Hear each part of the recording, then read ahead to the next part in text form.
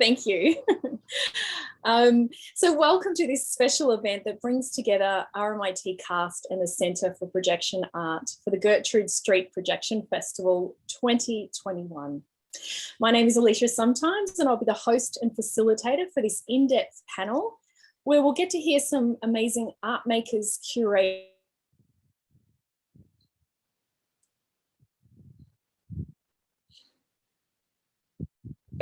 and festival manifests, owners and custodians of the land of which we're talking about from today.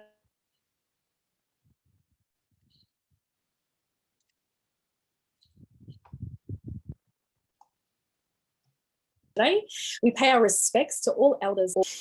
Melbourne, we are in our 5th lockdown, and hello to this turmoil wherever you are as well. But the Gertrude Street Projection Festival is something to celebrate. It's Australia's longest running projection festival. It has a strong reputation for discovering artists, uncovering places, exploring ideas, and bringing together locals and visitors by night to experience playful, thoughtful, and inspiring new media work. This year, like last, is a time where a worldwide pandemic has changed the way we play, create, live, and interact. So from this Sunday, you'll be able to experience online some of the wonderful things that the festival has to offer. And we look forward to hearing more about the many facets of this festival in the panel. We miss being at festivals, and we feel for our artists who are sometimes isolated and at the moment underpaid, and maybe occasionally underappreciated right now, especially by our government. How have things changed, evolved, and how do we adapt? How has this all affected festivals and temporary public art in a COVID normal world? Well, here to sort of unpack that is my wonderful special guest, Susan Maco Forrester, who's a Gertrude Street Projection Festival 2021 artist, Dr. Alison Bennett, who's an artist and on the Curatorial Committee, Yandell Walton, a multi-year artist and a mentor and Curatorial Committee, Bianca Bowman, who's the CEO for the Centre for Projection Art, and Fiona Hillary, who's an artist and was the 2017 Festival Curator and is on the Curatorial Committee. So welcome to you all. I'm so glad you're here. Thank you. Well, I first wanted to sort of unpack this one by one and ask each of you sort of how it is that your art practice or festival working is going, and how this has affected your work and who you are at the moment. And I'll start with you, Bianca. You're the Centre for Projection Art CEO.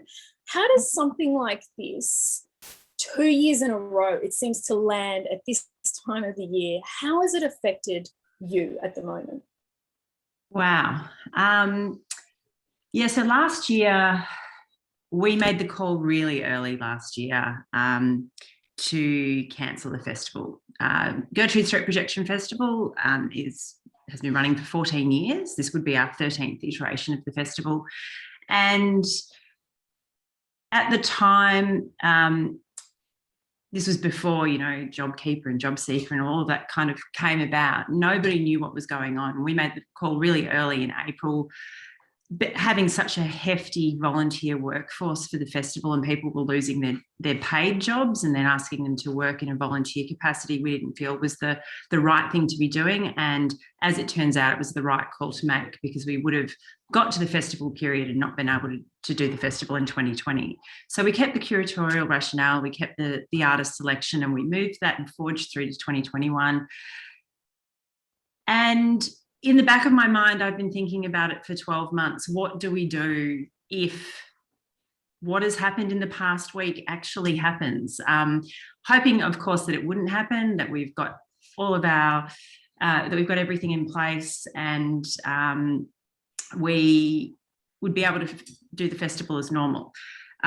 However, the festival, so some of those things that we did and we changed were things like getting all the artists to talk about their works as an audio recording. Now, that's not only for an accessibility point of view for people who are coming down Gertrude Street, but also for all of our friends that come to Gertrude Street that might live overseas, artists that live overseas, people that we've connected with over the years that can't visit the festival. So actually having a different kind of forum for people to engage with the festival.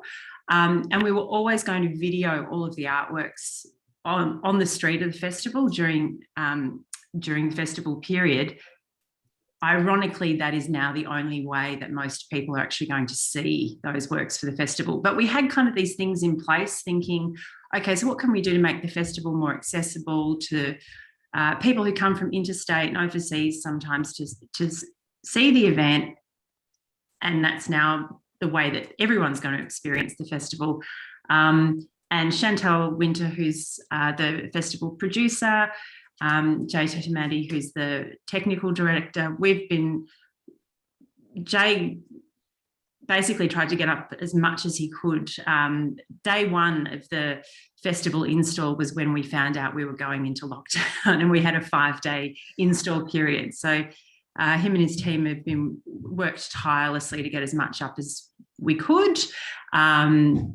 And we've adapted the program, and we are really proud to be able to present something this year, and are working with, have a call out with all of our artists at the moment, and Chantal's working hard to do a online festival program as well, of interviews and artist discussions and, you know, mixtapes and all different things to kind of engage with our festival audiences in what we hope is only a 1-week lockdown, but could be extended a bit more. There's a few artworks, such as the artwork that Susan's been working on for the last almost 12 months, that we can't show until we're out of lockdown because we physically can't actually set it up. But I will let Susan talk about that work because it's a beautiful work, and I won't rain on her parade. Well, I'm sure we'll have so many questions for you, Bianca, because, I mean, with such a physical presence that the Gertrude Street Projection Festival's had, this is an incredible time, and I want to ask you so many questions. But like you said, it's so great that Susan is here to talk about her work. And so how's it affected you, and not just your work for this festival, but just all around as an artist? Susan, sorry. Hi, everyone. Hello. Wow, thank you. And just would like to acknowledge that I'm on Wurundjeri country, calling in from Coburg North, freezing cold, but, you know. I was thinking a lot about this, particularly because the project that I'm working on, it's called Interstellar Superheroes. And I like to call myself a public artist, and I like to work, you know, from country. And also I like to work with big buildings, and I'm very lucky that I've had a couple of chances with the Gertrude Street Festival. Thank you very much. But also everything I like to do is community driven and collaborative.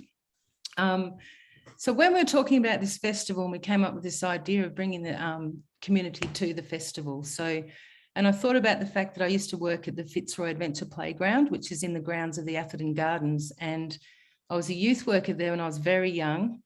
And I came from the Housing Commission myself down in Mornington, and came into Melbourne and landed my first job there. And I found that it was a meeting place, not just for me, but it was a meeting place. It is a very traditional meeting place, Fitzroy, the Atherton Gardens, and it's very, very significant. And also for people who are refugees or immigrants coming new to the country, it was a really connecting place. So when I was working there, the iterations, you know, it was always a bunch of amazing Aboriginal kids, and then it was Vietnamese kids, and then I'm showing my age, and then Eastern European kids, and now African kids. And I'm a Somali, Scottish person in the world, and my mum was the first Somali woman to settle here in the 70s. So as Somali communities came, the diaspora came to Fitzroy, it was really, really connecting for me. And I don't think I realised that connection until I went back to do this project. And I thought I had a simple idea, and I thought that it would be great to work with the kids.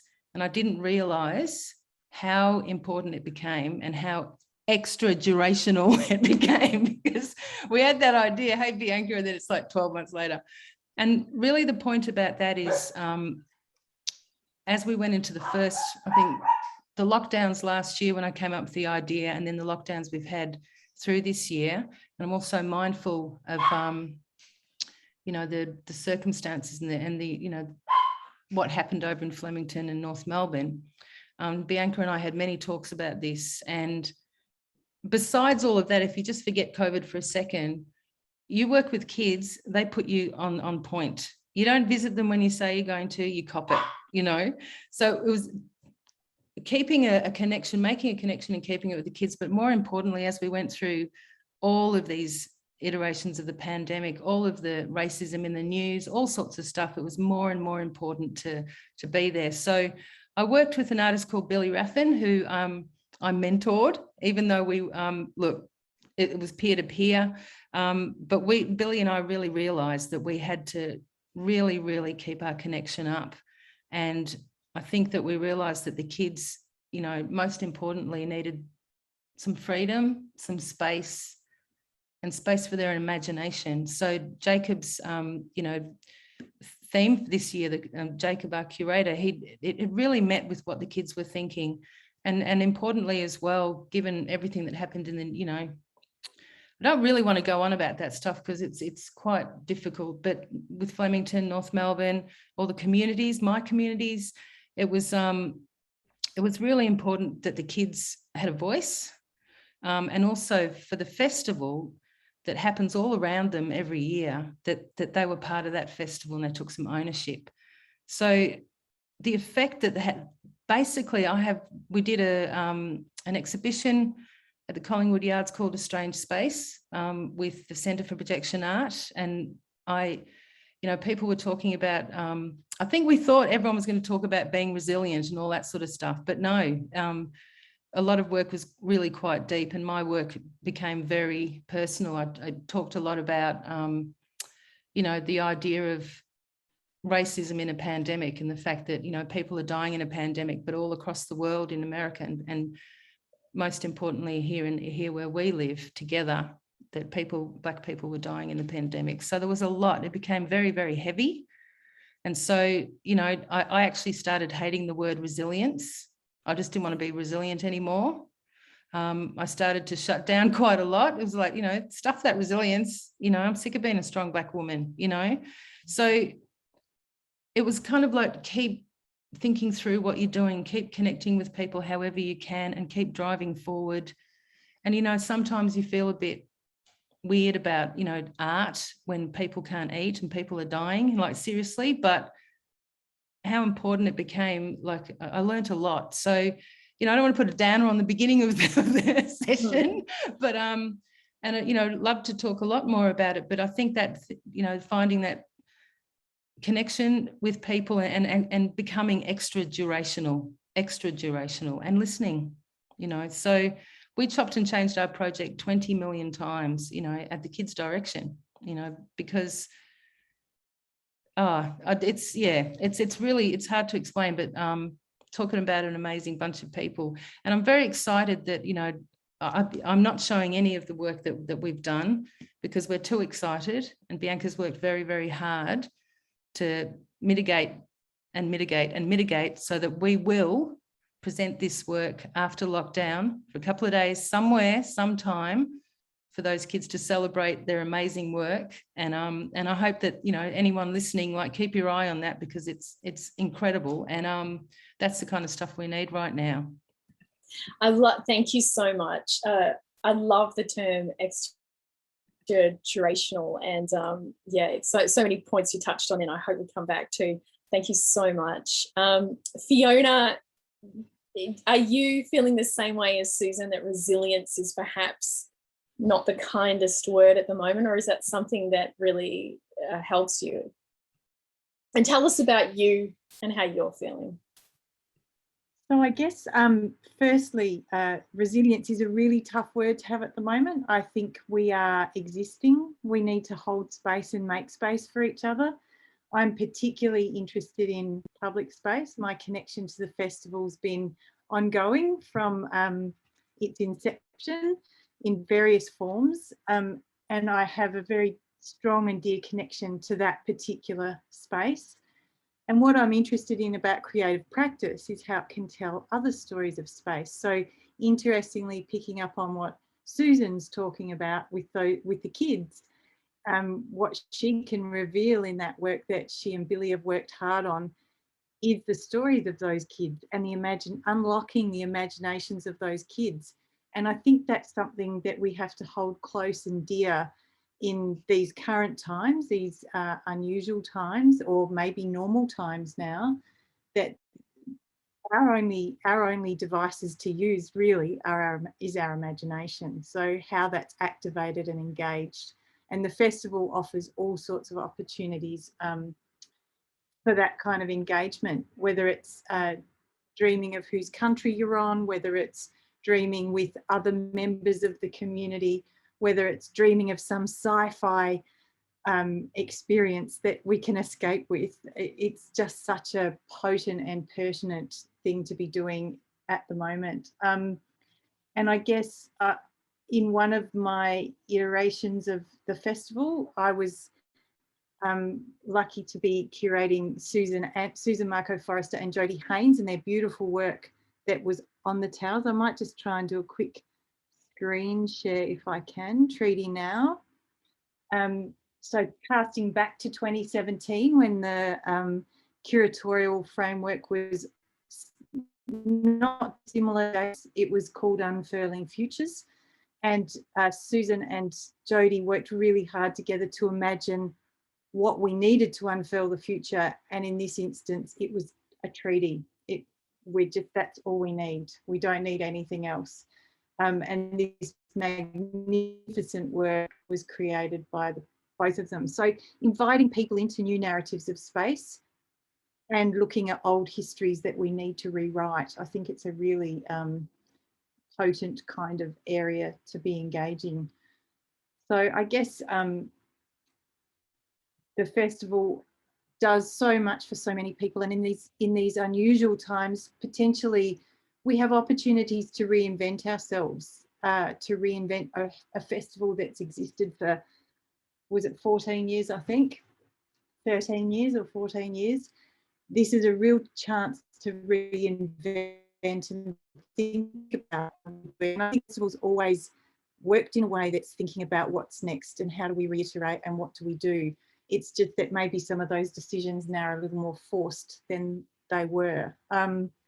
But I really love the way the uptake of of Jacob Tollo, the curator, and Bianca and Chantel and the team that have all the artists involved that really invest their trust in the festival and take that opportunity to reimagine what space could be, whether it's a virtual space, whether it's a physical space or a geographical space. The one thing I think we've all learned is in this time, the definition of space is ever changing and evolving, which is really exciting. So I guess that's where I might step back. Great, and a beautiful image, and what a work. Thank you so much, Fiona. And I guess, yeah, like you say, connections is really important, and I hope we touch on that as well. And Alison, I love that you have said that your work has sort of expanded photography, and you've sort of talk about the transitions to digital media becoming diffused into ubiquitous computing. I love this idea that we sort of exist between two realms. How have you found your work at the moment, and how are you? I'm conflicted and confused. Yeah. Because I'm aware of how the sort of pressures that people are under, and I'm aware of how disorientating this current situation is. But I'm also aware that there are some people that it's actually been beneficial for in some odd ways. And I'm speaking as a person with autism who I've actually done quite well under these conditions, where not having to go out and interact socially with people has actually given me a lot more energy and ways of navigating the world. And I've really thrived on the growth of online culture. So in a way, the lockdown has given me more access than less in some regards. And I'm super excited by the evolution of festivals moving online. Since the pandemic, I've been attending festivals all around the world using WebXR, and been able to attend lectures and conferences in Europe and America in ways that I wouldn't have had access to before. So I completely acknowledge the trauma and distress that people are experiencing. I'm also aware of the opportunities and the potential in some of what we're experiencing as well. How is your work? Has that given you rise to creating new work? Yeah, I've made a lot of new work. I should also, as you mentioned before, I'm a member of the Artistic Advisory Committee for the festival. I first showed work in the festival maybe 10 years ago now, when I was so excited to be included because it's such an iconic festival, and I just adore the way that it brings the street to life. My work is very much about, as you've indicated, this sort of coexistence of the physical and the virtual and how they're overlaid and embedded together. So projection art is a perfect example of that idea.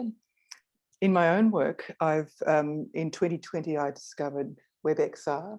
And so I've been putting photogrammetry objects into 3D space on the internet that's accessible via either VR headsets or a mobile phone or even on a desktop. So my work is it's changed in two ways. I've become more interested in the intimate and the things that are close to me. So I've been doing a lot of photographs of flowers, really into the wattle blossom right now. But I've also been connecting internationally in a more profound way too. So I've sort of focused it on the domestic and the intimate, but I've also branched out in some new ways as well and started to connect with broader audiences. Space, we can collapse space, but we can't collapse the time difference. So they're still negotiating when you meet up with someone, whether it's your daytime or your nighttime.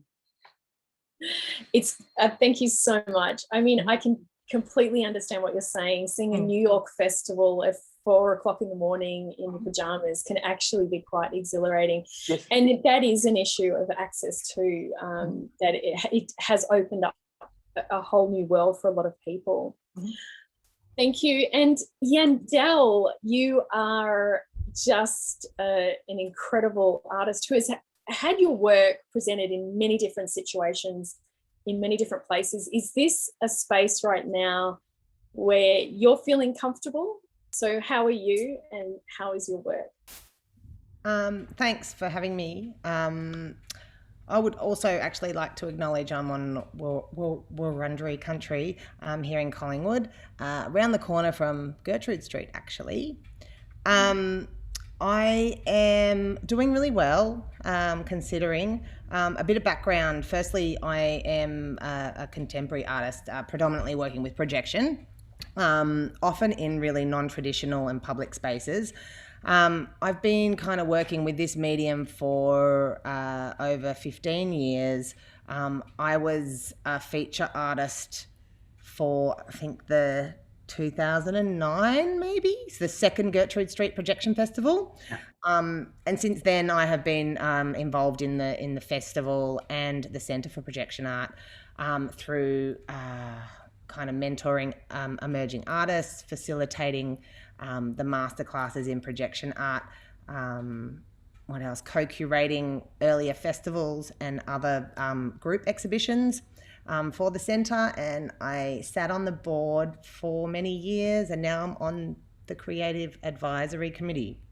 So I am a practicing artist, so I create very immersive experiences for audiences. So restrictions have obviously really affected all my projects dramatically. Some kind of being postponed and some completely cancelled. So it's been challenging, like everyone that is working in these creative industries.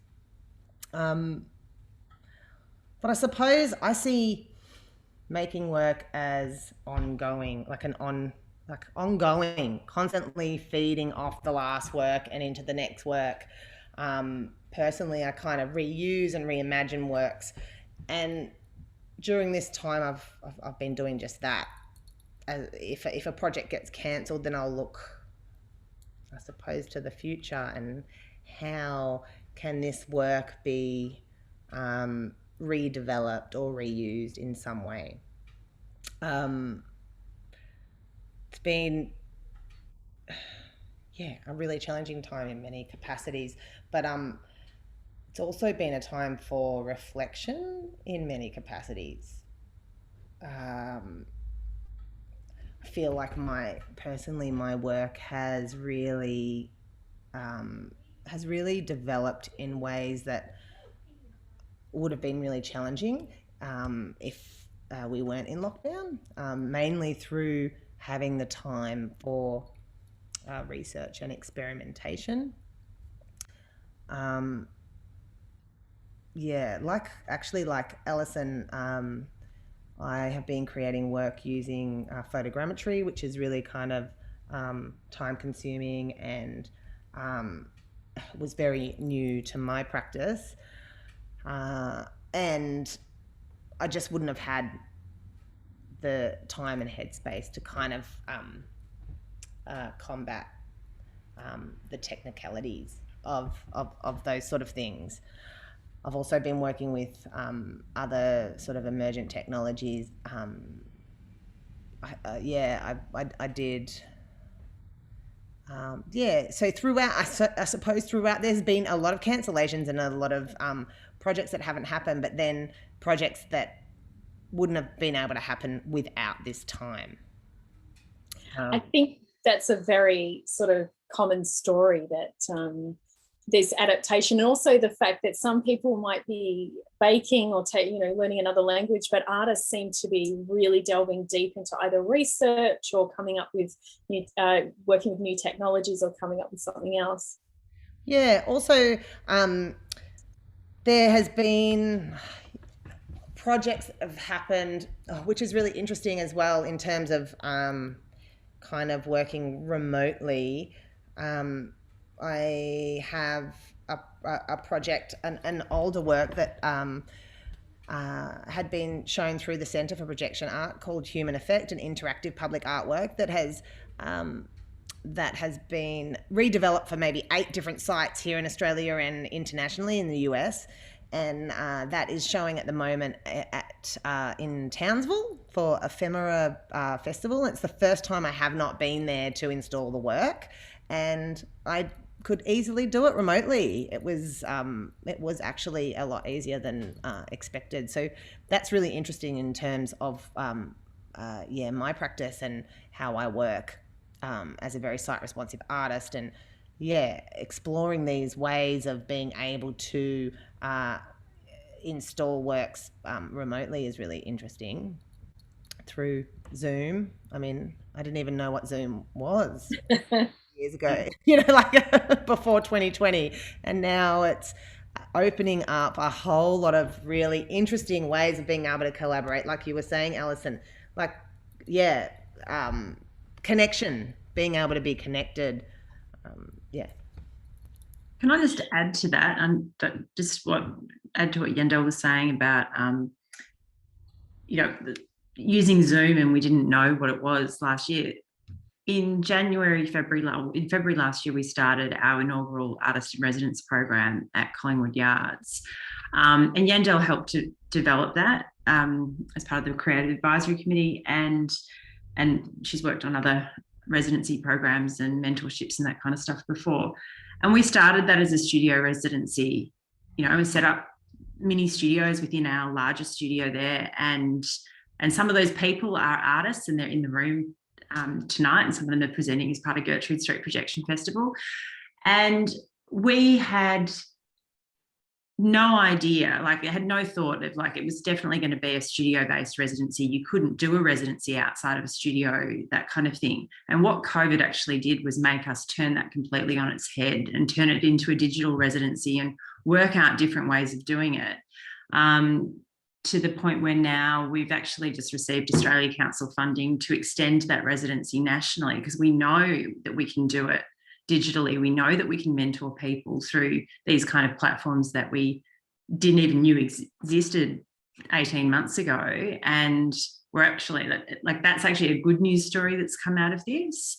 And we were able to actually adapt and kind of turned our studio space at Collingwood Yards more into an experimental space for those artists. And I do remember like sitting down with Wes Dowling and Jane Crapsley and having a beer, just like, you know, when we went into that first lockdown in the studio, going, here's a projector, take it home, and we'll see what comes of this, and we'll just navigate our way through it. And we did. And it's and that is a good news story that's come out of it, because we can now help more artists kind of embrace the art form. Yeah, and that's fantastic. And so speaking of adaptations, then you've all sort of touched upon it a little bit, but does anyone want to talk about a way in which they've adapted and it's given a positivity to their work? I mean, Susan, you've talked about, you know, working collaboratively with younger people. How's that adaptation worked for you and others? Oh, it's been full on hilarious and just like tears. What we did was a couple of things, and I know that Billy's out there listening, so I hope you're laughing, not crying, Billy, because I've worked Billy Raffin to the bone. So I ended up with 2 people animating, and both were working remotely. One in Perth, and that was Freya Pitt. Thank you, Freya, if you're out there. So what we had to do literally was find the moments we could meet in person, me and Billy, sit at the computer together, do stuff, and then I'd be drawing storyboards and then taking photos and sending it off to them. And then with the kids, the times that we could get in to see the children, and luckily the Cubbies is an outdoor space. And one thing I noticed was you can't connect with that mask with children. It was really interesting. So building trust, connecting mask. So then we'd borrow the projector from Bianca, and then it was like, we're going to put it on the Fitzroy Town Hall and just show the kids. And it was like, no, let's go and take it to the Cubbies. So we did pizza nights, and we'd show them, we did one, and we showed them a draft, and the kids were just in hysterics at their work and watching the progression of what was going on. So it was a bit of organic, connect while you can, and then it was work remotely. The animators aren't laughing, but it was a real issue getting, you know, to be able to collaborate in the Adobe suite. So massive files were flying from Perth to Melbourne, you know, across the ether, you know, are you sure you did this bit? You know, it was just one of those things where you just had to keep running, and we were on adrenaline for weeks, it seemed. But at the end of the day, I think all of us gained new skills. All of us learned how to communicate better. And most importantly, the kids just thought we were hilarious. Dog, sorry. Yeah, love it. The dog wants to collaborate. And anyone else? How have you adapted? Yeah, Alison. I thought I would share the story of a project that I showed at the Lockup in Newcastle a few months ago. It was a project that had a couple of years gestation, where I grew up in a very small regional country town, and by some quirk of something in the water, a large number of the people that I grew up with as teenagers have all become artists and academics. So we actually got together to, the plan was to go back to this small country town and to make work and build an exhibition about our shared experience of growing up in this very remote place. But because of lockdown, I couldn't go. And what I ended up doing was, instead of actually going to the site and doing field work myself on the site, I ended up collaborating with people who were in the town and getting them to take the photographs for me.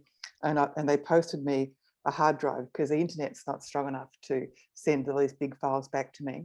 So I was very lucky to receive in the post a hard drive full of photographs that I then fed into my big fancy computer behind me to build 3D renders of structures I hadn't seen for 30 years, which was just extraordinary. So rather than me having a direct encounter with the buildings, I had to negotiate remotely, often over the phone, with people I hadn't seen for 30 years who would walk up to the buildings, take the photographs for me, send me a hard drive, and I would then build a 3D render based on the photographs that I could then enter in VR. That was just such an extraordinary experience. It shifted the project from being about me to being about my connection with the community that is still living there and still engaging with the spaces. So the fact that we had to figure out another way to do it actually took the project to a place I couldn't have anticipated or imagined otherwise. Yeah, that's so wonderful. Anyone else want to talk on adaptation? Otherwise, I'll ask another question. Yeah, I mean, I can talk about, I suppose, the major works that I've created that I definitely wouldn't have had the ability to create before lockdown.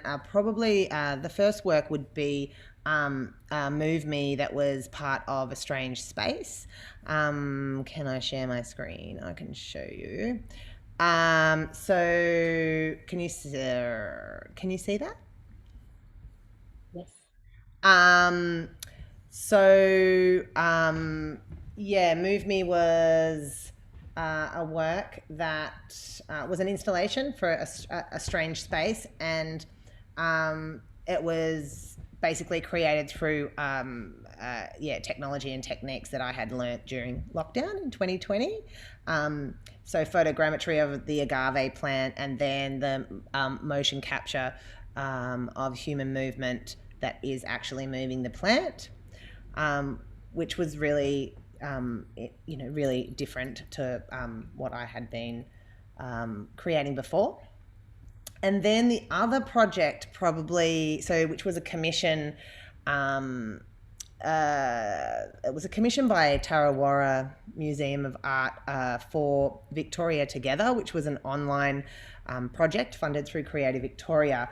And this was really great because I just got to experiment during, I think it was 2020, 2021, different lockdowns.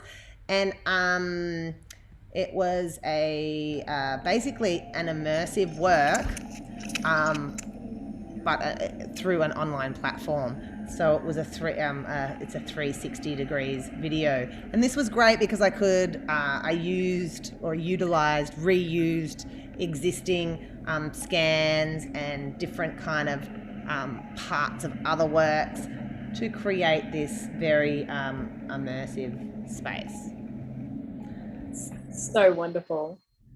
So you can see that. I think that's just been put up on the together.vic.gov.au site. So yeah, it was so cool. Beautiful. And you bring up a great point, because one of the things I love about projection and installation and I'm really obsessed with immersive work. I really love the way that moves me, can be confrontational. So I'll ask this of all of you, but I'll start with you, Fiona, because you're so interested in public space as well. But how do we create works that are immersive, or how has it affected that space generally? Well, I guess like Yandell, I've taken a bit of an intimately immersive shift, and like Alison's work as well, it's phenomenal what an Oculus headset can do to the experience of space, the representation of space, but equally to have Oculus headsets in multiple contexts with lots of people at the moment isn't so great. So there's sort of gateways that are opening, that mean our digital practices shift and change. I've been working at the Western Treatment Plant, so I'm really interested in industrial sites that are otherwise perhaps not accessible to us. They might be remediating and becoming water being remediated through a biodiverse approach that develops wetlands. So we can't be trusted with lots of emerging wetlands because we'll trash them as humans. We're really good at that. So I'm really interested in how we offer access to those kind of sites. And the Western Treatment Plant is our effluent treatment facility in the western suburbs of Melbourne. I am very much of that site. But during COVID, it's a site that we can't access at all. It went right down to essential practice. So how do we engage with those spaces in a public context? How do we bring them to the public realm? And I think digital platforms really offer us, and digital technologies that are now quite ubiquitous.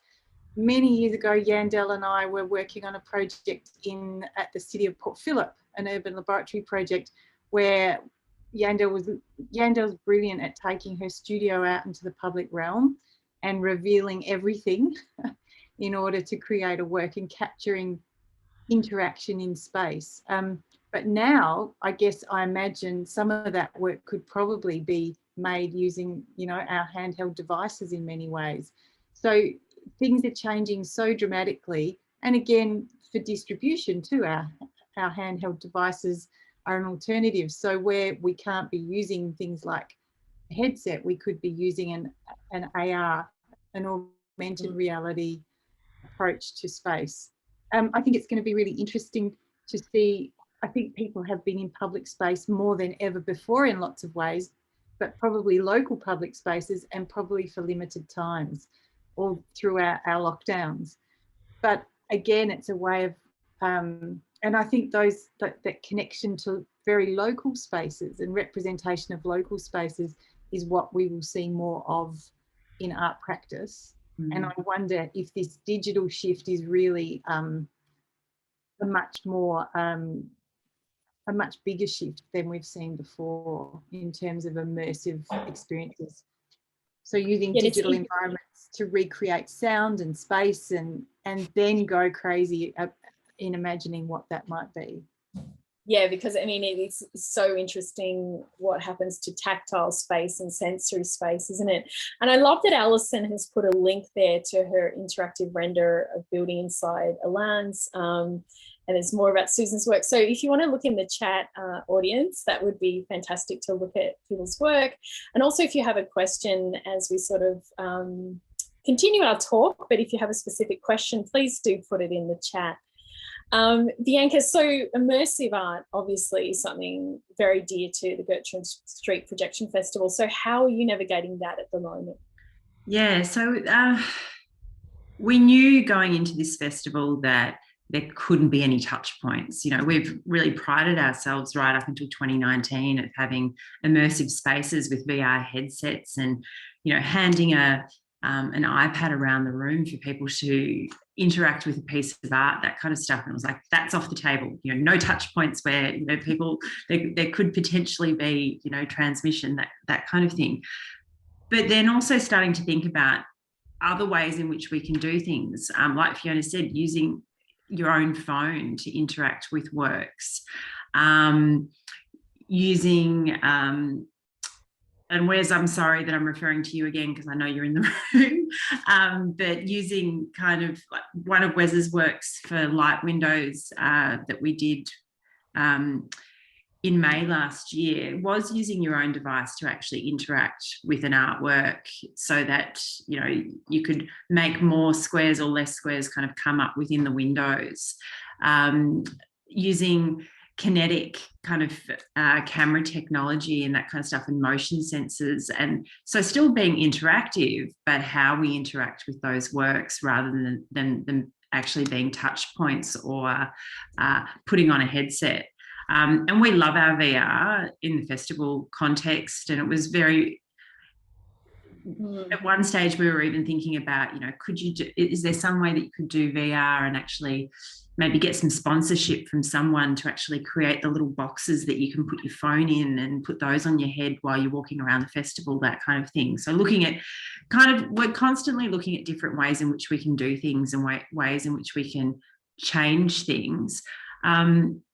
Just the nature of projection art lends itself to being interactive. And this is something that I've heard Jacob Tolo say in a number of interviews we've been in over the past couple of weeks, is that he sees projection art as being very primal, almost like when we sit around a campfire and we watch the flames in the fire. We're drawn to the flames just like we're drawn to projections and light-based artworks. And it's very, very true. And I think that's why we're getting lots and lots of inquiries from different parties at the moment about doing projections for, you know, one-day events or permanent projections, that kind of stuff. We recently did a project with Peter Mack to do some projections in one of their radiation bunkers where kids go to get treatment, that kind of thing. So people are looking at projection as different ways in which to engage with their communities and connect with their communities. For me, so yes, go please. I was just going to say, for me, projection art, for me, I see projection art as very spatial, and it merges sort of architectural space and moving image, and always, for me, somehow responds to sight. I think in the context of the Gertrude Street Projection Festival, site specificity will always kind of be at the forefront. And unfortunately, the festival in real life couldn't go ahead this year, but I feel like as a projection artist, it's probably the best medium. You know, the artwork's situated outdoors. It's more suited to, that it's more suited to people being able to see it even if we are in snap lockdowns. Unfortunately, you always need people to install it. But if it's already up, it's already installed, it's going to be there and people will still be walking around on the street. I feel like there is nothing sort of stopping artwork in that context outdoors in the public. So I think it's exciting. It's different as a festival model to be obviously gathering lots of people, but as a projection artist, as an individual artist that wants to sort of present works in an outdoor context, I feel like that is, I totally agree, Yandell. I was also, in addition to sort of a couple of examples of guerrilla projection art that I saw in the last year or so, I noticed a growth in paste-ups and even people using things like rock posters and putting their art up as posters in the street rather than going to galleries, because you couldn't go into a gallery, but you could go for a walk down the street and encounter some exciting and interesting ideas. So yeah, I love the way that projection art is well positioned to begin to bring those kind of experiences in a public space in a way perhaps it is more accessible.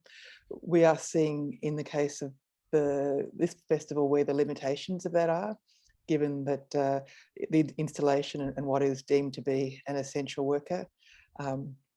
Bianca probably knows more about how one negotiates those boundaries than anyone, I think. Yes.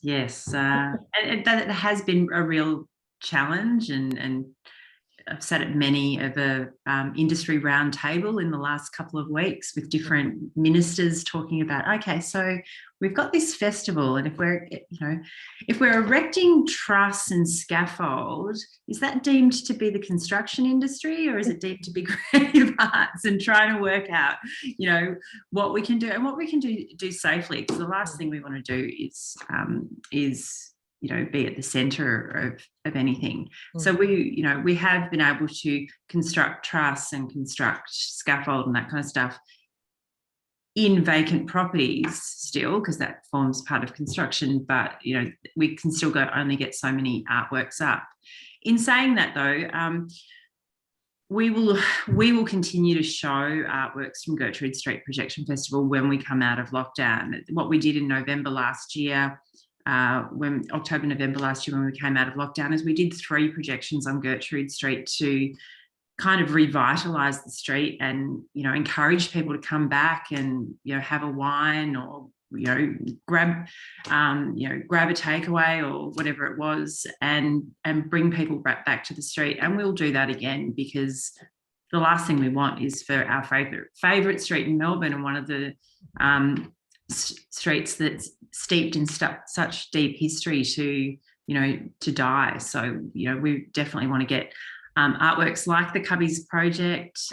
We've got some roving projections with Yarra Youth Services that we can't show at the moment. There's about another 8 works that can't be shown right now that we can do as pop-ups over the next few months, and we're really looking forward to that. Another good project to mention is the Light Windows project, that was an international projection and light project that the Holo Centre in New York, the Centre for Holographic Arts, organised, that the centre was involved with, and I curated maybe 6 artists, and we just 6 artists to install works in the Johnson Street side building at Collingwood Yards. And that happened throughout our lockdown period, didn't it? I think that was on throughout some of that lockdown period, which was really exciting to be able to still show works, and, just passers-by that were walking their dog or whatever would see the works, and that's fine. You don't have to have massive audiences to reach as well. Plus, not to mention there's, an online platform, I just posted that in the chat, that, connects all of these artists throughout the world as well that were part of that project. Yeah, and the connection is so crucial, and I love the fact of walking past a window or a building, and the art evolves, especially with light projection or any kind of thing, whether it's the time of day or the angle that you're on. I just love the fact that it's evolving, and as artists you're all evolving too. It's like we find a space. If someone says you can't do that, you can't go in, we're going to find this space and come at it. And so I want to leave with a little bit of hope with just these last 5 minutes. Just a minute from each of you. What's your hope? And we'll end with you, Bianca, because I want you to talk about the festival. So maybe we'll start with you, Susan. What's your hope? Someone told me a while ago, and I've never forgotten it, you have to step backwards to step into the future. So I want to hold on to that. And when I think about the projections, and, it's fantastic how everyone can reorient to phones, to online, all those things that need to happen. It's so important to see light and image on a building, and to see the texture of the building, and to see the history of the land, all that sort of stuff. So I think as we move forward, because we are and we will, and there's normal's just not even a word anymore. I think just to remember always to step back when you're stepping into the future. There's my words of wisdom.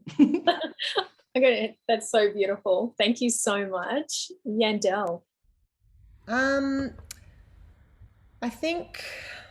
am always pretty positive anyway.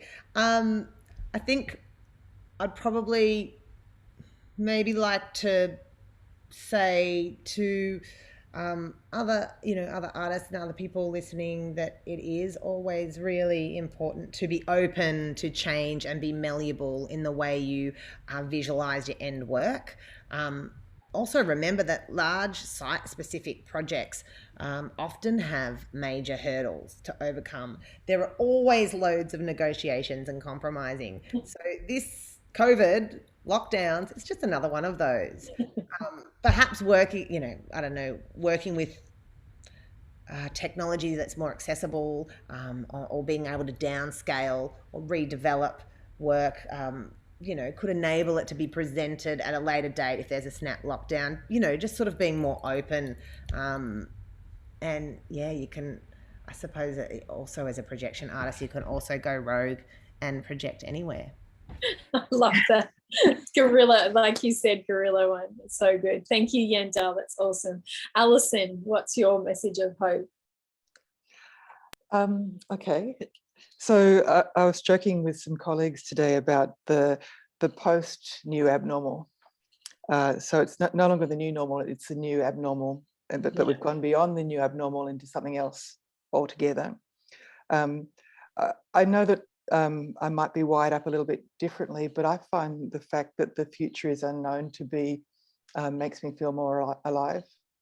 The fact that I don't know what the future could be makes me curious and excited about that. And as Yandell has described, a big part of being an artist is working with creative constraint. And the more limitations one has, the more inventive and creative you need to be. And that's simply a fact of how one progresses as an artist. So that's how I'm going to be dealing with this, the fact that I don't know what the future holds. Oh, fantastic. This is making me feel so inspired to create. Thank you so much, Alison. Fiona. I think if any time is a time for reimagining, it's now. We have the capacity to do all sorts of things. There are no limits. It's time for reimagining. We can connect more easily. We can have a smaller carbon footprint in the world. As Yandell was saying, collaborations with New York, collaborations across the world are at our fingertips, more so than ever before. So we can care for our environment and we can reimagine something other. Beautiful, amazing. Thank you so much, Fiona. And last but not least, Bianca, besides your message of hope, I'd love you to tell us where we can go to have a little bite of the Gertrude Street Projection Festival. Okay, so my message of hope, I guess I've got a shorter term one and a marginally longer term one. Message of hope, I would love to be able to go and see Gertrude Street Projection Festival and see the artworks in real life. It's not within my 5 kilometres. I'm not hyper local, so I can't even go and see my own festival at the moment in real life. But you know, we are documenting the festival at the moment. We're permitted to be documenting it so that we can get it up online in an online capacity. So there are projections popping up each night at the moment if you are hyper local and you are out on a walk by yourself, and please don't stand too long in the one spot or anything like that. We also had 3 projections up on Brunswick Street for Leaps and Bounds, which are still going. So if you go for a wander down Brunswick Street, there's some public art projection being shown down Brunswick Street at Rose, Victoria and Moore Street that you can see if you're hyper local. And longer term, I'm really excited to see this festival come to fruition in whatever shape it takes, and then introduce Eleanor Shikatano's creative curatorial rationale for what was meant to be the 2021 festival, but is now the 2022 festival. And everyone can find out a bit more about that in the coming weeks as we release that curatorial rationale and start asking for applications. In the meantime, jumping on our social media at GSPF, jumping on our website, gspf.com.au. In the next couple of days, we'll be uploading some another online programs page with links to different Instagram or Facebook kind of, discussions with our artists, that kind of thing. And we're madly getting all the video documentation together, so you can go to each of the artists' pages in the program at the moment. And we'll be slowly populating that with the videos of their works in situ on the buildings in the windows of Gertrude Street. We didn't want to make that call to show 16:9 kind of, format works. We wanted to actually show them as projection works as they were meant to be seen. And all of the artists already have little sound bites about their works. So if you want to go and listen about the artworks before you see them, you can have a quick listen to the SoundCloud sound bites just to hear what the artists have to say about their works. And and while you're at it, if you are hyper local, support the Gertrude Street traders as well. And you know, go and buy a pizza or buy a beer or get some takeaway, because they're really struggling as well. And we do this festival for them. So yeah, please support them. Thank you so much. And I've learned 2 phrases tonight, hyperlocal and extra durational. I'm going to use them somehow, somewhere in a grant application. No. You've all been so amazing. And as always, support artists in every way you can. Thank you so much. I hope you join me in thanking Susan, Maco, Forrester, Dr. Alison, Bennett, Yandell, Walton, Bianca, Bowman, and Fiona Hillary. And as Bianca said, do look at the work that the Centre for Projection Art do, and this wonderful festival, the Gertrude Street Projection Festival, and have a look from Sunday and at any time. Thank you all so much for joining us. Thanks. Thank you.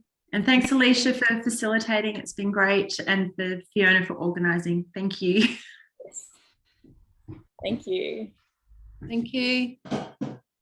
Thanks.